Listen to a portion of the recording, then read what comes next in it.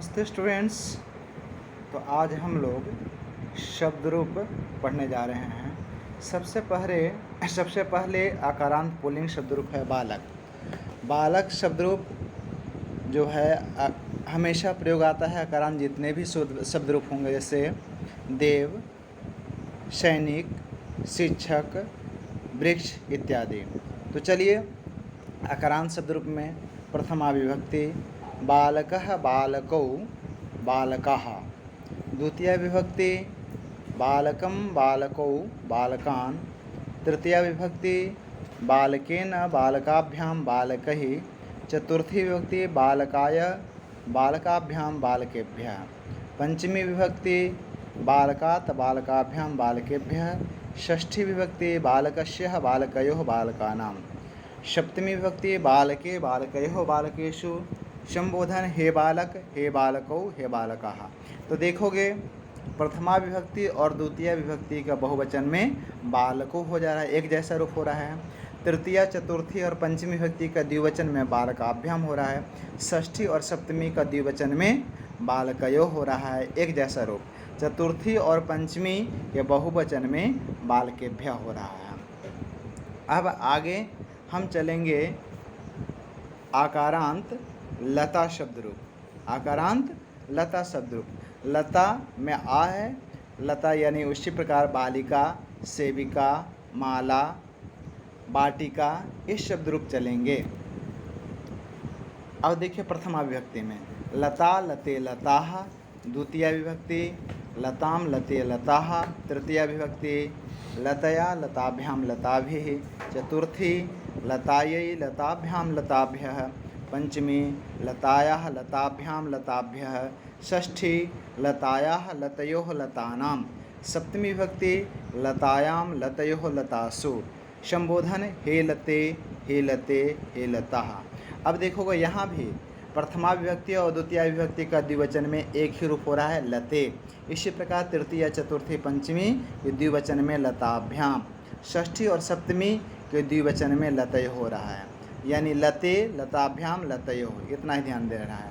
अब इसके बाद चतुर्थी विभक्ति और पंचमी विभक्ति के बहुवचन में लता भी हो रहा है और लताभ्य हो रहा है। पंचमी और षष्ठी विभक्ति के एक वचन में लताया हो रहा है।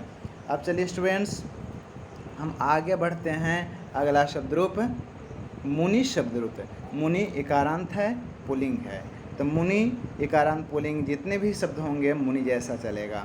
प्रथमा विभक्ति में देखेंगे मुनि मुनि मुनयः, द्वितीय विभक्ति मुनिम मुनि मुनीन, तृतीय विभक्ति मुनीनां मुनिभ्यां मुनिभिः, चतुर्थी विभक्ति मुनये मुनिभ्यां मुनिभ्यः, पंचमी विभक्ति मुनेः मुनिभ्यां मुनिभ्यः, षष्ठी विभक्ति मुनेः मुन्योः मुनीनां, सप्तमी मुनौ मुन्योः मुनीषु, संबोधन हे मुनि हे मुनि हे मुनयः।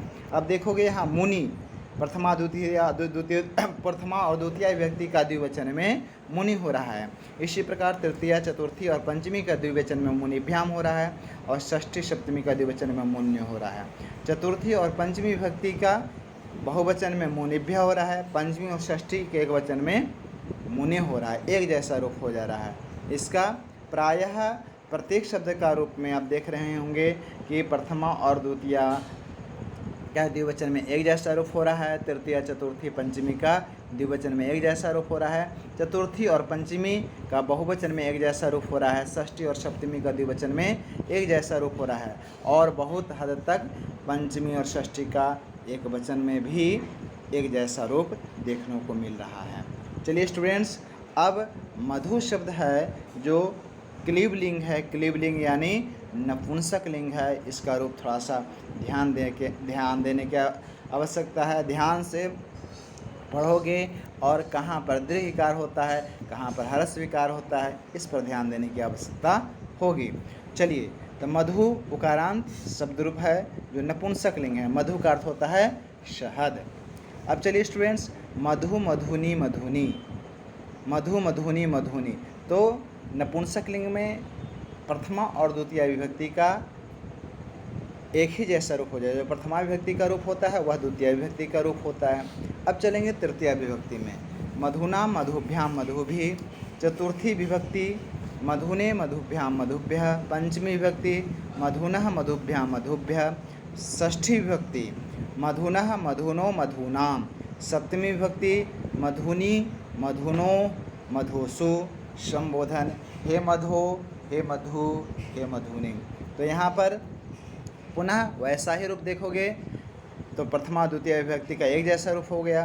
तृतीया चतुर्थी और पंचमी के द्विवचन में मधुभ्याम, व षष्ठी और सप्तमी का द्विवचन में मधुनो, और चतुर्थी पंचमी के बहुवचन में मधुभ्य हो रहा है। पंचमी और षष्ठी विभक्ति का एक वचन में मधुना हो रहा है। तो स्टूडेंट्स, ये आपका मधु शब्द रूप हुआ। अगला शब्द रूप है जो आपका दकारांत है, अस्मत् शब्द रूप है, जो वाक्यों में हमेशा प्रयोग मिलता है। अहम आवाम्बयम, अहम आवाम्बयम तो आपको वाक्य बनाने में हमेशा काम आएगा। जैसे 3 पुरुष होते हैं, प्रथम पुरुष, मध्यम पुरुष और उत्तम पुरुष। तो उत्तम पुरुष का आपका वाक्य बनाने में अहम आवाम्बयम, जैसे अहम पठामि, आवाम पठावः, वयम पठामः, उत्तम पुरुष की क्रिया के साथ प्रयोग होता है। द्वितीय विभक्ति होता है माम आवाम अस्मान, तृतीय विभक्ति मया आवाभ्याम अस्माभिः, चतुर्थी विभक्ति मह्यम आवाभ्याम अस्मभ्यम, पंचमी विभक्ति मत आवाभ्याम अस्मत्, षष्ठी विभक्ति मम आवयोः अस्माकं, सप्तमी विभक्ति मयि आवयोः अस्मासु। तो इस प्रकार स्टूडेंट्स आपका अस्मत् शब्द रूप है। और इसके बाद आपका जो रूप होने जा रहा है जुस्मत शब्द रूप है। जुस्मत शब्द में दकारांत यह भी है त्वम जुवाम जुयम, त्वम जुवाम जुयम। यह आप वाक्य बनाते हो तो मध्यम पुरुष के कर्ता के रूप में त्वम जुवाम जुयम आता है। जैसे त्वम पठसि, त्वम लिखसि, त्वम खादसि, जुवाम धावतः, युवाम खादतः, यूयम लिखतः, यूयम वदथा। इस प्रकार होता है मध्यम पुरुष के साथ। और द्वितीय विभक्ति से लेकर के सप्तमी विभक्ति तक आपका अलग अलग प्रयोग होता है। द्वितीय विभक्ति में देखोगे त्वाम जुवाम जुष्मान, तृतीया त्वया युवाभ्याम जुष्माभि, चतुर्थी तुभ्यम युवाभ्याम जुष्मभ्यम, पंचमी त्वत् युवाभ्याम जुष्मत्, षष्ठी तव युवयोः युष्माकं, सप्तमी त्वयि युवयोः जुष्मासि जुष्मासु, त्वयि युवयोः जुष्मासु। अब देखोगे प्रथमा द्वितीय विभक्ति ये द्विवचन में युवाम हुआ। यहाँ पर सभी जितने भी शब्द रूप अभी तक पढ़े हैं प्रथमा और द्वितीय विभक्ति का द्विवचन में एक जैसा रूप हो रहा है। तृतीय चतुर्थी और पंचमी के द्विवचन में एक जैसा रूप हो रहा है। यहाँ पर युवाभ्याम हो रहा है और षष्ठी सप्तमी के द्विवचन में युवयो हो रहा है। अब चलोगे आगे शब्द रूप देखेंगे किम शब्द। किम शब्द प्रश्न निर्माण करने के लिए आता है। जैसे बालकः पठति, कः पठति, बालको लिखतः, कौ लिखतः, बालकः लिखन्ति, के लिखन्ति। तो ये प्रश्न निर्माण करने के लिए आता है। और जैसा पुल्लिंग रहेगा तो पुल्लिंग में होगा, स्त्रीलिंग होगा तो स्त्रीलिंग में होगा। कः कौ के, कम कौ कान, के न काभ्याम कहि, चतुर्थी व्यक्ति में कस्मै काभ्याम केभ्यः, पंचमी कस्मात् काभ्याम केभ्यः, षष्ठी कस्य कयोः केषां, सप्तमी कस्मिन् कयोः केषु।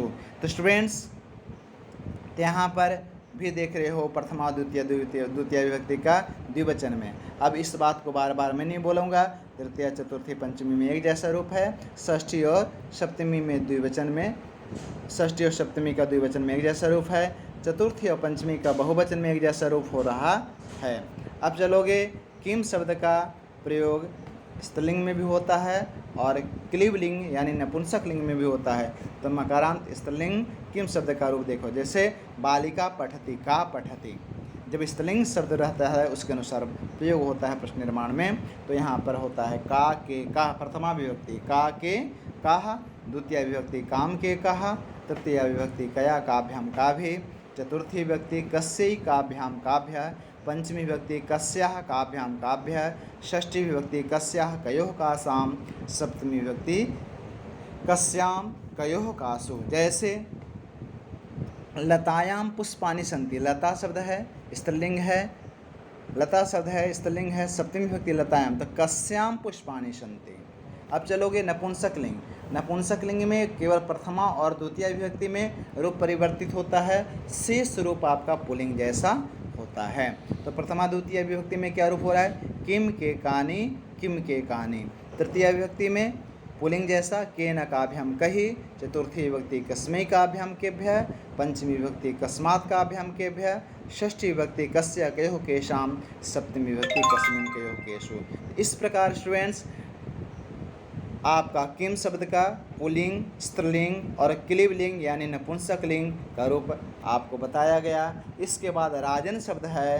राजन शब्द नकारांत पुल्लिंग है, राजन यानी राजा, और इसका रूप इस प्रकार चलेगा। प्रथमा विभक्ति में राजा राजानौ राजानः, द्वितीया विभक्ति राजानम राजानौ राज्ञः, तृतीया विभक्ति राज्ञा राजभ्याम राजभिः, चतुर्थी विभक्ति राज्ञे राजभ्याम राजभ्यः, पंचमी विभक्ति राज्ञः राजभ्याम राजभ्यः, षष्ठी विभक्ति राज्ञः राज्ञो राज्ञाम, और सप्तमी विभक्ति में राज्ञी होता है और राजनी होता है, दोनों होता है। राज्ञो राजसु, संबोधन में हे राजन, हे राजानौ, हे राजानः।